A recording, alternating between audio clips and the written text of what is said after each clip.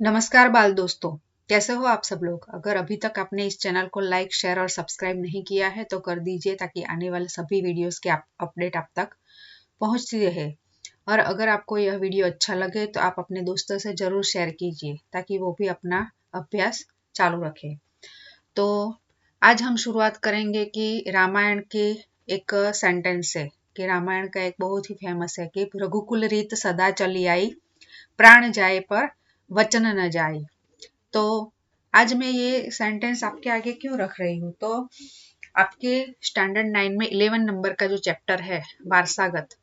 वारसागत मतलब जो हमारे जो बड़े बूढ़े लोग होते हैं वो हमारे लिए जो भी मिल्कत या जो भी जमीन घर जो सब रख के जाते हैं तो उसको हम क्या बोलते हैं कि हमारे लिए ये सब नॉमिनी करके गए हैं। वारसे में हमें सब मिला है, वारस में सब मिले, वारसदार, जिसको जो मिलता है उसको वारसदार बोलते हैं। तो यहाँ पर हम ये वारसागत, ये आपका जो लेसन है 11 नंबर का, तो उसमें टाइटल है वारसागत। पहले तो हम ये देखेंगे कि वारसागत टाइटल क्यों रखा है और बाद में हम इस लेसन की चर्चा करेंगे। तो सबसे पहले हम देखेंगे कि दुर्गेश ओझा जो इसके लेखक है, तो उन्होंने बहुत सारे छोटी छोटी ऐसी स्टोरियां लिखी है कि जिसमें से ये है तो छोटी लेकिन इसके पीछे का जो कहने का जो भावार्थ है वो बहुत ही बढ़िया होता है। तो ये भी एक ऐसी ही छोटी लघु कथा है। आपको इसका साहित्य प्रकार भी याद रखना है और इसके लेखक का नाम भी याद रखना है। हम साथ साथ में एग्जाम रिलेटेड कुछ बातें भी करते जाएंगे। तो दुर्गेश ओझा ने ये छोटी सी जो लघु कथा लिखी है, तो उसके अंदर उन्होंने एक स्टोरी, पिता पुत्र की स्टोरी बताई है। जैसे श्री राम अपने पिताजी का वचन का पालन करने के लिए वे 14 वर्ष का वनवास जाते हैं, 14 वर्ष के वनवास में। तो यहाँ पर भी एक पुत्र और पिता की एक कहानी है। तो पुत्र अपने पिता के जो बोल है उसका पालन करने के लिए वो भी एक बहुत बड़ा त्याग करता है, बहुत बड़ा बलिदान देता है, जो आज के समय में हम देखें तो बहुत ही नामुमकिन सा लगता है हमें। लेकिन बहुत ही समझने लायक भी ये स्टोरी है कि हमें अपने माता पिता के बोल का कितना हमारे लिए कितना मूल्य होना चाहिए। तो यहाँ पर एक ऐसी ही स्टोरी है, बहुत ही मजेदार है। आपको इसका जो टाइटल है वारसागत, तो उसके रिलेटेड ध्यान में रखना है कि इस स्टोरी में ऐसा क्या है कि जिससे हमें यह शब्द, ये टाइटल रखा गया है, कि वो सही है या नहीं, वो हम लास्ट में डिस्कस करेंगे कि वारसागत जो टाइटल है वो क्यों सही है। तो हम देखते हैं ये લેસન। છેલ્લા 10 વર્ષથી રામશંકરના કુટુંબ અને તેમની જમીનનું જતન કરી રહેલા મગને ફળદ્રુપ ખેતર જોઈ રાજીપો વ્યક્ત કર્યો। रामशंकर नाम का और मोहन नाम का मगन, दोनों कैरेक्टर यहाँ पर है। रामशंकर कुटुंब અને જમીનનું જતન लास्ट 10 ईयर्स के से, यानी कि लगभग 10 साल से रामशंकर के फैमिली और उसकी जो जमीन थी उसका ख्याल कौन रख रहा था? मगन रख रहा था। हम जानते हैं कि जब कोई व्यक्ति अपना खेत किसी को ऐसे संभालने के लिए देता है तो वो क्या करता है, तो खेत का अच्छे से ध्यान रखता है। कभी कभी ऐसा भी होता है कि वो अच्छे से ध्यान नहीं रखता। तो यहाँ पर रामशंकर का जो मगन नाम का जो व्यक्ति है वो रामशंकर के कुटुंब और उसकी जमीन दोनों का बहुत ही अच्छे से ख्याल रख रहा था। और वो देखकर रामशंकर को बहुत ही खुशी होती थी कि मेरा अपना ये व्यक्ति नहीं है, ये मगन पराया होकर भी अपने जैसा ही उसने मेरे खेत और मेरे कुटुंब का ध्यान रखा है, और वो भी कितने सालों से? 10 साल से। છેલ્લા 10 વર્ષથી રામશંકરના કુટુંબ અને તેમની જમીનનું જતન કરી રહેલા મગને ફળદ્રુપ ખેતર જોઈ રાજીપો વ્યક્ત કર્યો। और मगन को भी ये सब देखकर बहुत ही खुशी मिलती थी। उसका अपना ये सब नहीं था, फिर भी ये सब करते करते उसको बहुत ही खुशी मिलती थी। वो તાડ તડકો કે વરસાદ કશુંય ગણકાર્યા વિના તેણે દર વર્ષે ફળો, શાકભાજી અને અનાજનો મબલક પાક ઉપજાવી અઢળક કમાણી કરાવી આપી હતી। देखो, मैंने पहले ही बताया कि मगन उसका अपना बेटा नहीं था, लेकिन फिर भी उसने किसी भी ठंडी, गर्मी या बारिश के कोई भी अवरोध के बिना उसने बहुत ही ज्यादा फल, सब्जियां और अनाज का उसने बहुत ही बढ़िया तरीके से उसको जो अनाज पैदा होता है उससे बहुत ही उसने पैसा कमाया था, अढળક कमाणी करावी आपी थी, मतलब उसने बहुत ही ज्यादा उससे पैसा कमा कर दिया था। वो किसको? अपने मालिक रामशंकर को। उसका अपना नहीं था, फिर भी वह ध्यान रख रहा था खेत का। તેની આ મહેનતનો બદલો વાળવાનો શુભ વિચાર રામશંકરને આવતા તેમણે જમીનનો એક કટકો મગનને કાઢી આપ્યો। उसने मेहनत की थी तो उसका फल तो उसको मिलना ही था। उसने मेहनत की थी निस्वार्थ भाव से। उसको ऐसा नहीं था कि मैं अच्छा काम करूंगा तो मेरे जो है रामशंकर मेरे साहब वो मुझे कुछ देंगे बदले में, ऐसी उसको अपेक्षा नहीं थी। फिर भी उसने बिना स्वार्थ के ही ये सब काम किया था। तो रामशंकर को ये सब देखकर बहुत ही खुशी होती थी और उसने क्या सोचा कि एक अच्छा विचार उसके मन में आया कि मैं उसके लिए भी कुछ करूं। वो मेरे लिए इतना सब कुछ कर रहा है तो मैं भी मगन को कुछ दूं, ऐसा रामशंकर को लगा। तो उसने अपनी जमीन थी तो उस जमीन में से थोड़ा सा टुकड़ा उसको भी दे दिया मगन को कि तू आज से देखो कटको मगन ने काढ़ी आप्यो। તેની આ મહેનતનો બદલો વાળવાનો શુભ વિચાર રામશંકરને આવતા તેણે જમીનનો એક કટકો મગનને કાઢી આપ્યો ને કહ્યું, મગન આજથી આ જમીન તારી, આમાં તું तारू मकान और खेतर बनने बनावजे। उसने मगन को दिया और बोला कि तू इसमें अपना घर बना और अपना खेत भी तू उसमें खेती कर। ऐसा रामशंकर ने मगन से बोला क्योंकि वो बहुत ही खुश था। उसकी जो वफादारी थी उसके कारण वो ऐसा सोच रहा था कि मैं भी उसके लिए कुछ करूं। परंतु पाकू लखाण थाय ए पहला ज रामशंकरे देह छोड़्यो। देह छोड़्यो मतलब मृत्यु हो जाना, देह मतलब शरीर। तो पाकू लखाण तो मतलब उसने ऐसे ही मुंह पर तो बोल दिया था मगन को, लेकिन उसने कुछ लेखित में नहीं दिया था, रिटर्न में नहीं दिया था। तो ये देने से पहले ही वो मृत्यु हो गई उसकी। उसका देह छोड़्यो तो उसकी मृत्यु हो गई। पाकू लखाण थाई ए पहला ज रामशंकरे देह छोड़्यो ने बन्યું એવું કે મગનની જમીનમાં મબલક પાક પાક્યો અને रामशंकर दीकरा मोहन खेतर में पाक निष्फल गयो। देखो रामशंकर का खुद का भी एक बेटा था मोहन, जिसका नाम है मोहन। तो यहाँ पर क्या होता है कि रामशंकर की जब मृत्यु हो जाती है तो उसके बाद मगन है वो बहुत ही मेहनतू था। तो उसकी जमीन में उसने जो जमीन दी थी उसमें बहुत ही बढ़िया उसकी फसल हुई, लेकिन उसका खुद का बेटा था जो रामशंकर का, तो उसके खेत में कुछ भी ऐसा फसल उसकी हुई नहीं, तो निष्फल हो गई सब तो फसल।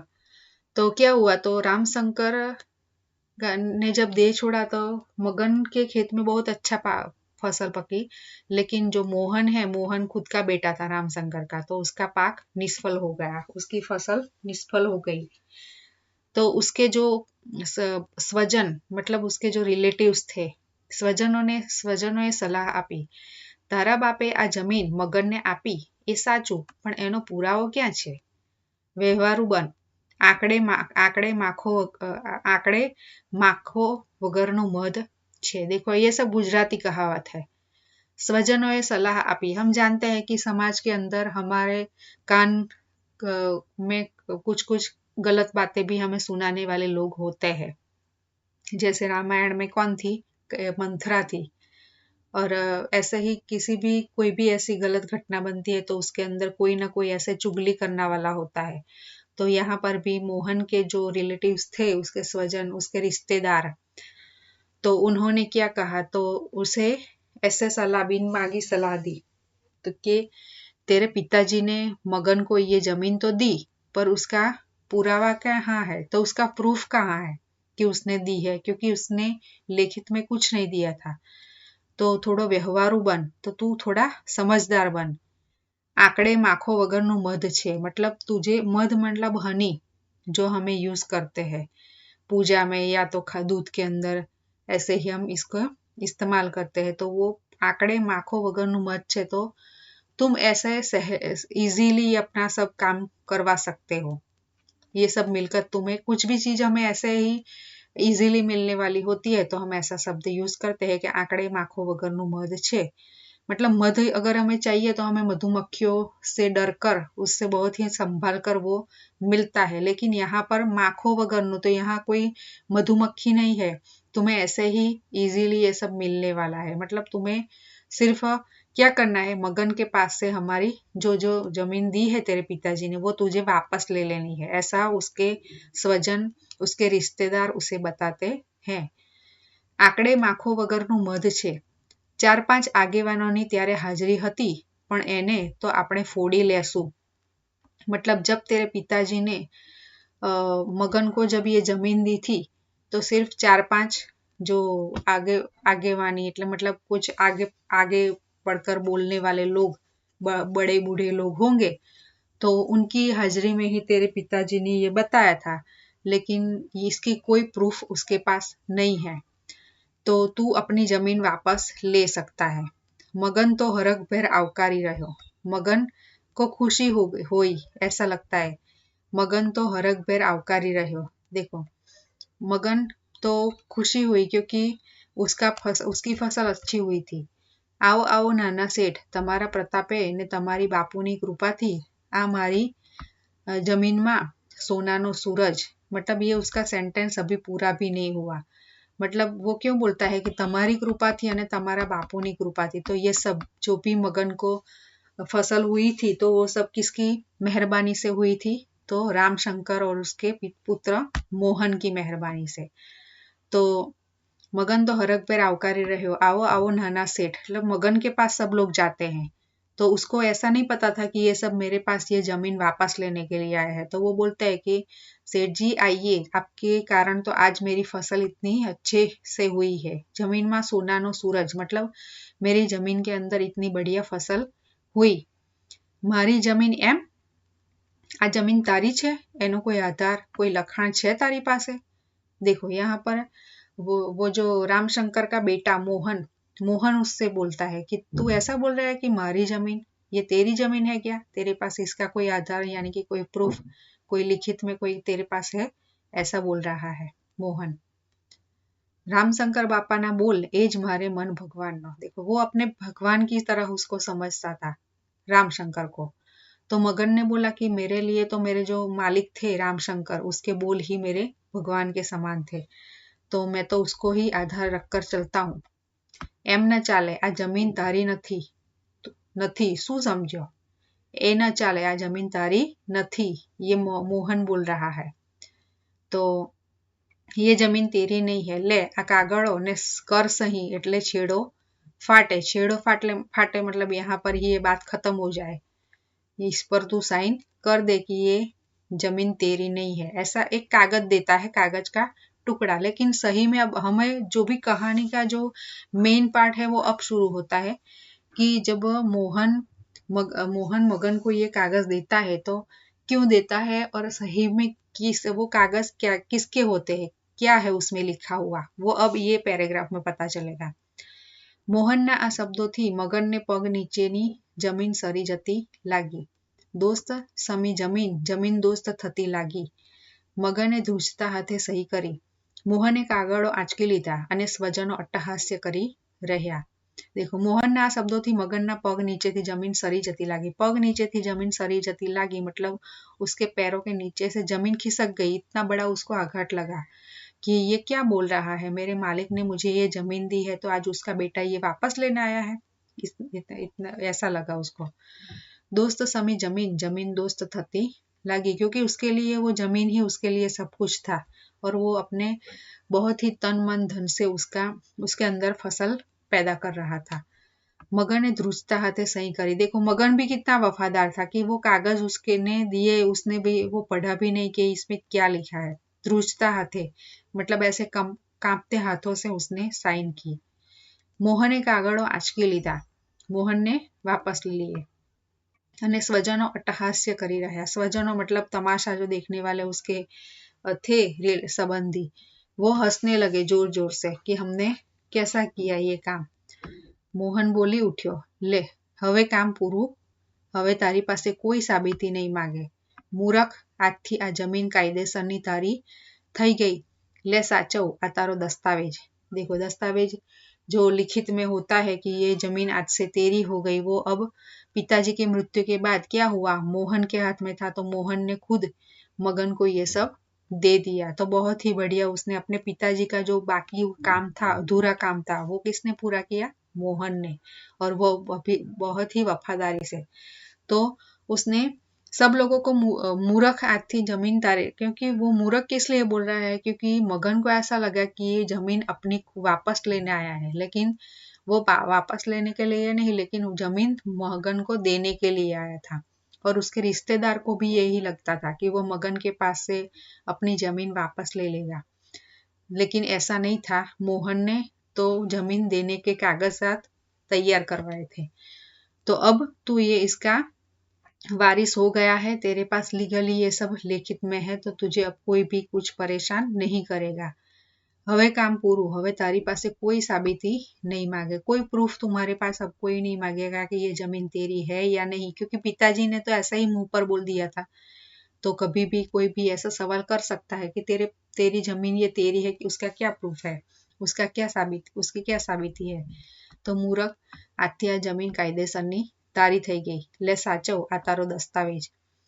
स्तब्ध स्वजनों ये प्रश्न सूचक नजर मारी। प्रश्न सूचक मतलब ऐसे क्वेश्चन मार्क उनके मुंह पर हुआ, क्योंकि उनको ऐसा लग रहा था कि हमने जो सोचा था ऐसा होने लगा है, क्योंकि उन्होंने मोहन को ऐसा बोला था कि तुम मगन के पास से अपनी जमीन वापस ले ले, थोड़ा समझदार बन।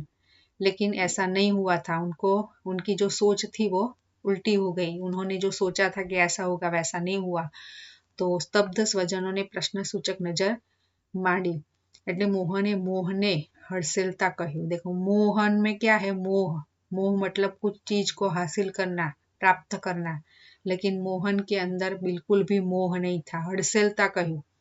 मोह को उसने ऐसे धक्का मार दिया था कि उसके अंदर बिल्कुल भी लालच नहीं थी कि मैं खुद की जमीन क्यों मगन को दूं।